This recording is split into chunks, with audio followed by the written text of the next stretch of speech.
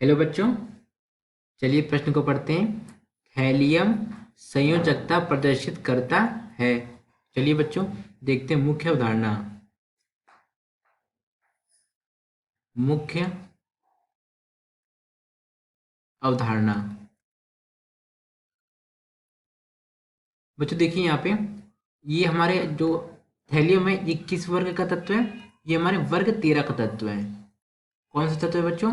वर्ग 13 का तत्व है। वर्ग 13 में कौन कौन से तत्व आते हैं बच्चों? देखिए यहाँ पे आता है बोरान, एल्यूमिनियम, गैलियम, इंडियम और थैलियम। तो बच्चों ये देखिए बोरॉन का परमाणु क्रमांक क्या होता है बच्चों?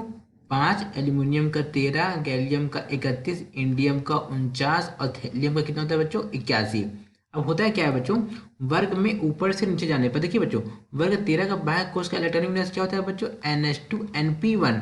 यानी कि इसकी संयोजकता कितनी हुई? 3 हुई। कितनी हुई बच्चों? +3 हुई। अब होता है क्या बच्चों, वर्ग में ऊपर से नीचे जाने पर होता है क्या बच्चों, यहाँ पे +3 है।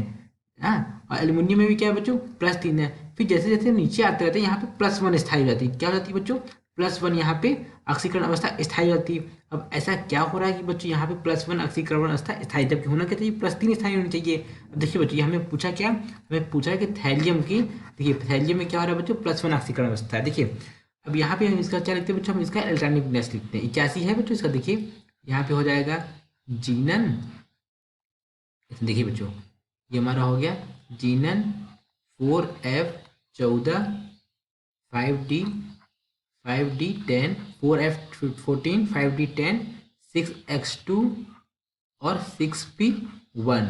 अब देखिए बच्चों यहाँ पे क्या हो रहा है, देखिए यहाँ पे क्या लग रहा है बच्चों? अक्रिय युग्म प्रभाव। यहाँ पे लिख लेते हैं बच्चों, देखिए क्या लग रहा है यहाँ पे? यहाँ पे लग रहा है हमारा अक्रिय युग्म प्रभाव। अक्रिय युग्म प्रभाव, इसका मतलब क्या है बच्चे? देखिए इसका मतलब हम यहाँ पे समझते हैं, चित्र के माध्यम से समझते हैं। देखिए बच्चों होता क्या है कि देखिए यहाँ पे क्या है बच्चों, ये जो आउटर मोस्ट है यानी कि जो बाह्य कोश का जो इलेक्ट्रॉन है, देखिए बच्चों ये क्या है? हमारा बाह्य कोश है। तो बाह्य कोश का जो इलेक्ट्रॉन है, और ये बच्चों क्या है? ये हमारा नाभिक है। ये क्या है बच्चों? ये हमारा नाभिक है। तो नाभिक क्या कार्य है बच्चों? नाभिक नाभिक में होता है क्या बच्चों? प्रोटॉन और न्यूट्रॉन होता है। न्यूट्रॉन हमारा क्या होता है बच्चों? उदासीन होता है। सॉरी बच्चों। तो प्रोटॉन जो धनावेशित होता है, धनावेशित क्या करेगा बच्चों? ऋणावेशित को आकर्षित करेगा। तो इलेक्ट्रॉन में कौन सा आवेश होता है बच्चों? ऋणावेश होता है। तो होता है क्या बच्चों कि नाभिक तो सब पे अपना समान आकर्षण बल लगा रहा है, लेकिन होता है क्या, जो बाह्य कोश के जो इलेक्ट्रॉन होते हैं, ये हमारा क्या है बच्चों? देखिए एक बल को हम मान लेते हैं, एक समय को मान लेते हैं बच्चों, ये हमारा क्या है? 6X2 या 6 कोश है। क्या बच्चों? 6 कोश है या 6X, हाँ 6X2 6P कोश है। 6P कोश है। और ये बच्चों क्या है? ये हमारा 6X कोश है। 6S कोश है। अब हो रहा क्या रहा है बच्चों कि नाभिक अपना आकर्षण बल ये लगा तो रहा, लेकिन जो 6S में जो इलेक्ट्रॉन उपस्थित है, ये क्या कर रहा है? देखिए ये इलेक्ट्रॉन इसको क्या कर रहा है बच्चों? प्रतिकर्षित कर रहा है। क्या कर रहा है बच्चों? प्रतिकर्षित कर रहा है। यानी कि नाभिक के आकर्षण बल से ज्यादा कौन सा बल लग रहा है बच्चों? यहाँ पे रिपल्सन लग रहा है। ये इलेक्ट्रॉन क्या कर रहे हैं बच्चों? इस वाले इलेक्ट्रॉन के 6P के कोष में जो इलेक्ट्रॉन उपस्थित क्या कर रहे हैं बच्चों? उसको प्रतिकर्षित कर रहे हैं कि ये नाभिक के पास क्या कर रहे हैं? नाभिक आकर्षण बल क्या कर दे रहे हैं बच्चों? कम कर दे रहे हैं। जिस कारण क्या होता है बच्चों, अगर पी कोष के यानी बाह्य कोष के इलेक्ट्रॉन को अगर हम निकालना चाहें तो क्या होगा बच्चों? बड़ी आसानी से निकल जाएगा। बड़ी आसानी से निकल जाएगा। एस उपकोष का नहीं निकलेगा। क्या होगा बच्चों? एस उपकोष का नहीं निकलेगा। तो इसी को क्या बोलते हैं बच्चों? इसी को हम बोलते हैं, क्या बोलते हैं? इसी को बोलते हैं बच्चों प्रति नहीं, इसको हम बोलते हैं बच्चों शील्डिंग इफेक्ट। क्या बच्चों बोलते हो? प्रतिरक्षी प्रभाव आ जाए। एक सेकेंड, क्या? नहीं, शील्डिंग इफेक्ट बोलते हैं। क्या बोलते हैं बच्चों? Shielding effect.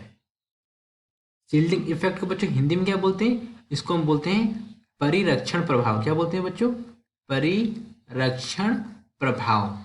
तो बच्चों यहाँ पे क्या हो रहा है? देखिए यहाँ पे सबसे अधिक परिरक्षण प्रभाव किस पर लगेगा? एस पे लगेगा, फिर पी पे लगेगा, फिर डी पे लगेगा, फिर किस पे लगेगा बच्चों? एफ पे लगेगा। ये हमारा क्या हो जो परिरक्षण प्रभाव का बढ़ता हुआ क्रम, परिरक्षण प्रभाव का बढ़ता हुआ क्रम मतलब क्या हो रहा है बच्चों? बाह्य कोश के इलेक्ट्रॉन को नाभिक के आकर्षण बल बच्चों, नाभिक अपना आकर्षण बल नहीं लगा पा रहा है। क्यों नहीं लगा पा रहा है बच्चों? क्योंकि बाह्य कोश के जो ठीक पहले जो कोश है उसके इलेक्ट्रॉन क्या कर रहा है बच्चों? तो प्रतिकर्षित कर रहा है। अगर हम पी कोश के इलेक्ट्रॉन को अगर निकालना चाहते हैं बच्चों, इलेक्ट्रॉन आसानी से निकल के रासायनिक अभिक्रिया में बच्चों क्या करेगा? भाग जाएगा।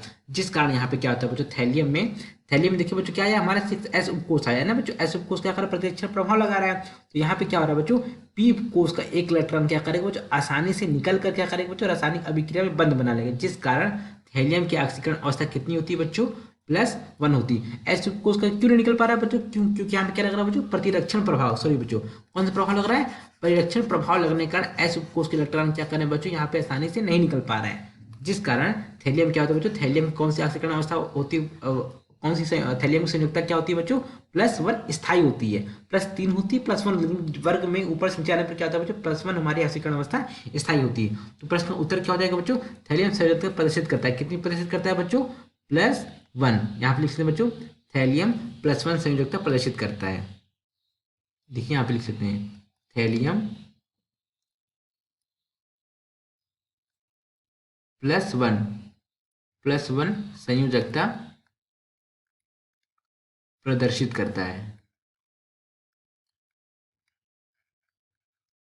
प्रदर्शित करता है। ये क्या हुआ बच्चों? ये हमारे रहा प्रश्न का उत्तर। आशा करते हैं आपको समझ आया होगा। धन्यवाद।